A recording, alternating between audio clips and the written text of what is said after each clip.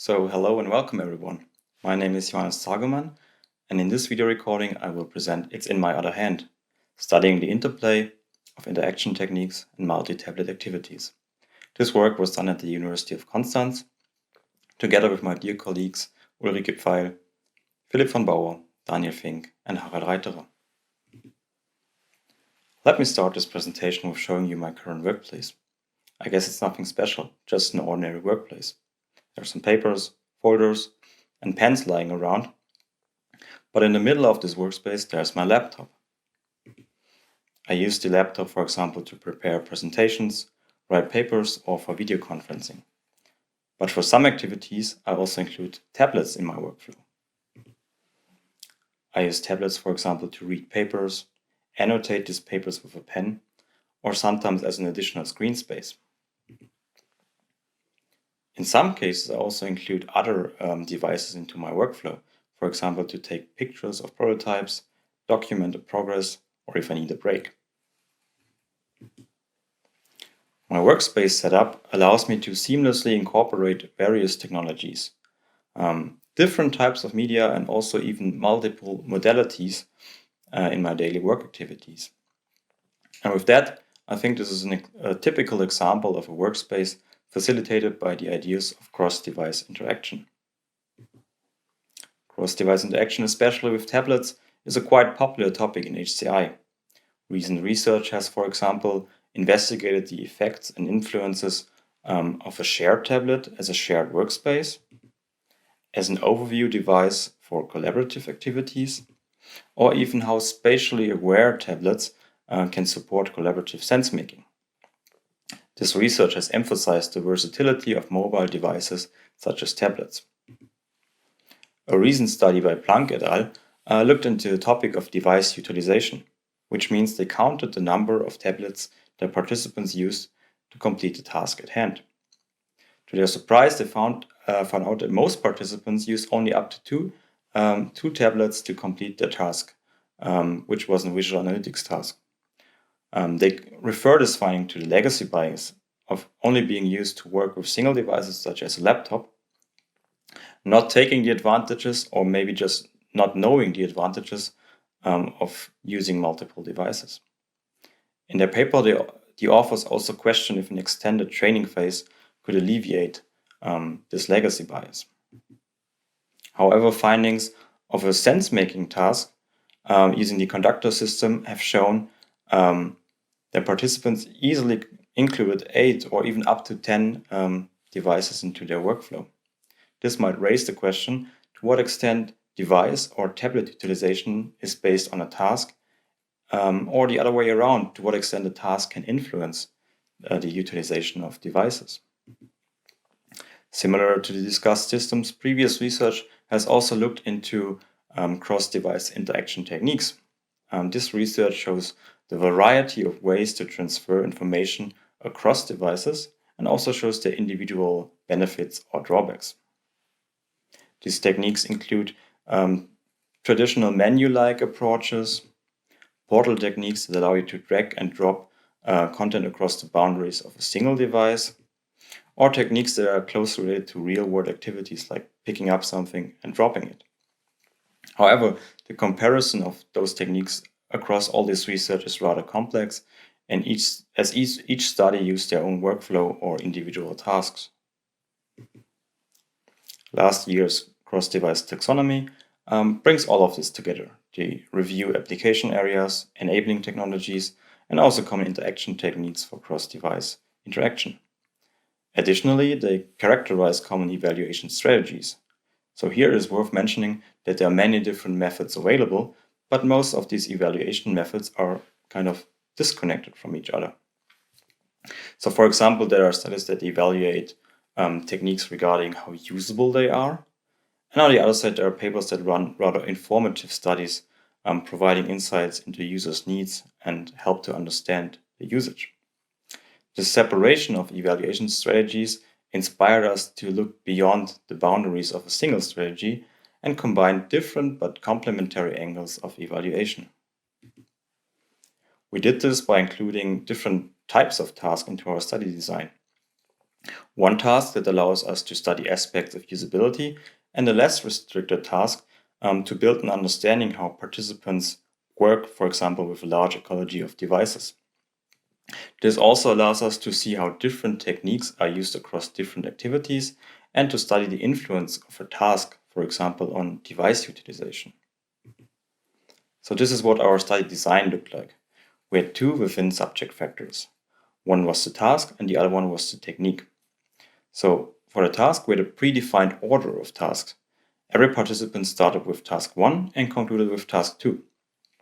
This way we could see the first task kind of as a training and look into the learning effects in using, for example, a larger ecology of devices in task 2. Secondly, we incorporated 3 different interaction techniques. Like this, we counterbalanced the order of them for the first task, which allowed us to compare their usage. And for the second task, participants were free to choose their preferred technique, for example, to explore how they use the techniques and devices in a rather realistic scenario. Let's have a look at the task. For the first task, we used an abstract classification task that was also used by previous research. Here, participants have to sort content. In our case, there were 40 sticky notes with different labels, and participants were asked to distribute matching sticky notes on different tablets. Here we were able to look into classical usability metrics such as time or error. As a counterpart, we included a complex sense-making task that was also used by previous research. In a murder mystery, participants are provided with hints and clues written on sticky notes, and they have to find, for example, the weapon, the time and place of the crime. This allowed us to see how participants handle a larger number of devices and just look into the effects of the training using the first task. This is what our techniques look like. The first one is called menu, the second one is called tray, and the last one is called pick and drop. We chose these 3 techniques as they do not require any additional engagement with devices such as rotating or tilting, and they do not need any extra hardware augmentation such as a tracking camera. Let's have a look at them. The menu button appears after pressing a sticky note, and then you can paste it on another tablet. The tray is like a portal, and you can just drag and drop sticky notes into it and out of it. And pick and drop is related to picking and dropping objects in the real world. Here you can see the setting of our user study. Participants were sitting at an ordinary office table, and they were provided with a stack of 8 tablets. For our study, we invited 24 participants, and we had 40 sticky notes per task, which means in task 1 there were different letters of the alphabet, and in the second task there were hints and clues on a murder mystery. With our study, we first looked into the performance of the 3 interaction techniques using the abstract classification task. Then we were interested in the workflow of participants, also using the abstract classification task. And lastly, we let participants solve the murder mystery, and we explored their usage of techniques, devices, their workflow, and also their opinions. Let's start with some performance metrics. So looking at the task completion times, participants needed statistically longer using the menu technique, mainly due to the extra step to just show the menu. We analyzed the tablet utilization using the time-weighted tablet utilization score, and here a score of 1 would indicate that participants used 1 device for the entire time, and a score of 8 would indicate that participants used all tablets for the entire session. And here the scores were rather equal, with all above 5.0. We also asked participants to rate the techniques. Here participants did not really prefer the menu technique. Only 1 participant said that menu is the preferred technique, and 18 participants said that menu is the least preferred technique. Tray was preferred by 11 participants, and 12 participants preferred pick and drop. Participants were only asked to sort and distribute the sticky notes for the abstract classification task. However, they were free in their behavior and workflow, so that's why we investigated how they proceeded. We were able to characterize 3 different types of work behavior. The first one is called one tablet, many piles. And here participants focused heavily on sorting activities. They sorted all sticky notes on one tablet, and after that they started to distribute those piles of sticky notes to another tablets. The second group is called many tablets, one pile each. Here participants sorted the sticky notes by directly distributing them to different tablets. And the major group was a rather mixed group. Here participants sorted the sticky notes until one pile was complete, and then they distributed this pile to a new tablet and started with the next pile to sort and then distribute it. We also saw some interesting work behaviors during our video analysis. So for example, on the left-hand side, you can see that one participant used both hands, one to pick up a sticky note and another one to drop it on a different tablet. On the right-hand side, you can see a participant that did not hesitate to stack all those tablets, which was an indicator that they are finished. With the murder mystery task, we allowed participants to choose their preferred technique, and here the choice was related to their preferences for the first task. The menu technique was used less often than the other two techniques. Interestingly, 16 participants combined multiple techniques, for example, to cut a sticky note with one technique and paste it with another. Afterwards, we asked participants why they did use the techniques or why they didn't use it. Here it was interesting to see the rationales. Participants use pick and drop because it feels natural and you can use both hands. But participants did not use pick and drop because they wanted to focus on the task, which means the technique was also responsible for a certain task load. Participants used tray as it was handy, but they also used it as a trash bin. And that's how it looked like. This participant on the left moved all sticky notes with less important information into the tray. In the tray, the sticky notes were a bit smaller, and thus they needed less screen space. On the right-hand side, this participant had a dedicated trash tablet. Similarly to the other participant, this one moved everything that was less important out of sight to focus on the task. Focusing on the task was also important using tray. Some participants did not use it because they said the task was too complex to also incorporate a new technique.